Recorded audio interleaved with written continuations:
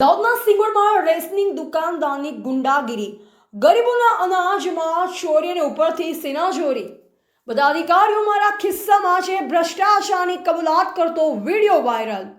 રણદીપપુરના મોહનભાઈ ડાયરાની દાદાગીરી, ration card ધારકોને ધમકાવ્યા અને ગાળો ભાંડી। સરકારી અનાજમાં ઓછું તોલ અને બારકોડેડ કૂપન વગરનો કાળો કારોબાર, શું તંત્ર લેશે પગલાં?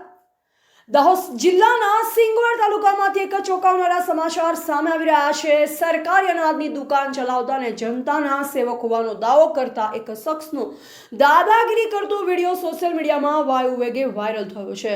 રણદીપપુર ગામમાં પંડિત દીનદયાળ ગ્રાહક ભંડારના સંચાલક મોહનભાઈ બળવંતભાઈ ડાયરા પર ગંભીર આક્ષેપો ઉઠ્યા છે। ઘટનાની વિગત મુજબ સિંગવડના રણદીપપુરમાં APL1 કાર્ડ ધારકો જ્યારે પોતાનું અનાજ લેવા પહોંચ્યા ત્યારે તેમને ખબર પડી કે સરકાર દ્વારા નિર્ધારિત જથ્થા કરતાં ઓછું અનાજ આપવામાં આવી રહ્યું છે। એટલું જ નહીં, બારકોડેડ કૂપનની રસીદ માંગવા પર દુકાનદાર મોહનભાઈ ડાયરા ઉશ્કેરાઈ ગયા।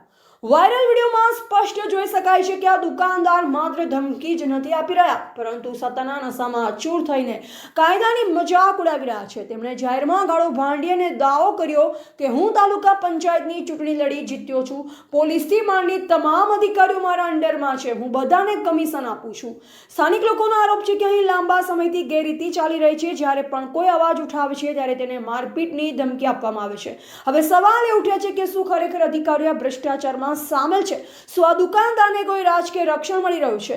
ગરીબ જનતાના મોંમાંથી કોળીઓ છીનવી લેતા અને સત્તાના જોરે ભ્રષ્ટાચારને પ્રોત્સાહન આપતા આવા તત્વો સામે દાહોદ કલેક્ટર અને પુરવઠા વિભાગ ક્યારે લાલ આંખ કરશે તે હવે જોવું રહ્યું છે। અહેવાલ ભૂપેન્દ્રસિંહ બારિયા, ભારતની અસ્મિતા, દાહોદ।